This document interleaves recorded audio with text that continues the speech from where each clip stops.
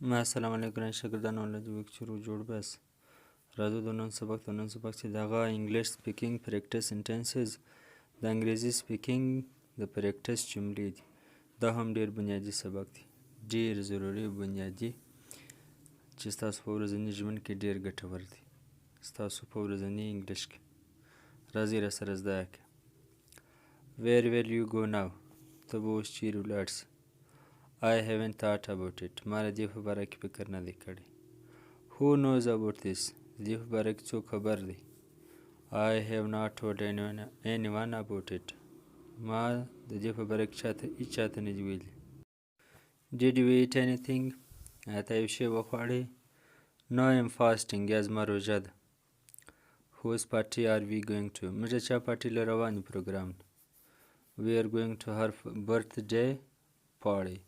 موږ د دې د زوکړې د ورځې پارټۍ له روانې پروګرام له How did the thieves escape غله څنګه وتښتېدل I have no idea سر مې نه په خلاصېږي Why you didn't tell me تا ولې ما ته نه وویل You're not trustworthy ته د باور وړ نه یې Did he go home آیا هغه کور ته ولاړی Yes he left a while ago و هغه یو ګړی مخکې روان سو Will you complete the work on time?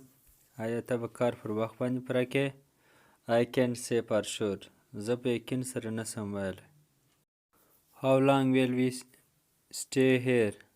موږ به څو وخت دلته پاتې سو We will stay here for a week د یوې هفتې دپاره به پاتې سو How is the weather today? نن موسم څنګه دی It is very pleasant ډېر خوشګواره دی Why did you take so long? تا ولې دومره وخت واخیستی په ولې نه وی I had a lot of work زما ډېر کار Why do you complain always ته ولې همیشه شکایت کوې Do it yourself if you think it is easy په خپله یې وکړه که ته دا فکر کوې چې دا اسانه دی Whose pen are you using ته د چا قلم استعمالوې This pen is mine دا زما خپل دی دا قلم Did you like my plan آیا ته زما پلان خوښ سو Your plan will not work. ستا پلان به کار نه وکړي. Will you give my message to her? آیا ته به زما میسج هغې ته ورکړې I will give your message if I meet her. زه به ستا میسج ورکړم پیغام که چیرې زه د هغې سره ملاو شوم.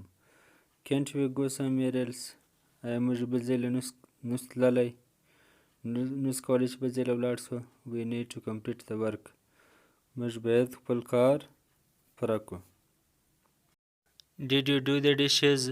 آیا تا کتغونه وکړه کتغ دې وکړې I will do the dishes later. زه به وروسته کتغ وکړمه پخلی Where did they live? دوی چیرې اوسي You can call them and ask. تا هغو سره ټلیفون کولی سې او پوښتنه ځینې کوی سې Does he work here? آیا هغه دلته کار کوي I haven't ever seen him before. ما هغه کسه دلته مخکې نه دی لیدلی How did you forget? ستاسو څنګه هیر سو تا څنګه هیر کړې My memory is not that good. زما حافظه هغسې ښه نه ده Did you steal my money? آیا تا زما پیسې غلا کړې I am not a thief. زه غل نه یم Why did you blame me? تا ولې پر ما الزام ولګوئ I don't trust you at all. زه په تا بالکل باور نه لرم Did he escape from prison? آیا هغه له جیله تښتېدلی He will be caught again soon. هغه به بیرته ډېر ژر ونیول سي Can I pay your money tomorrow?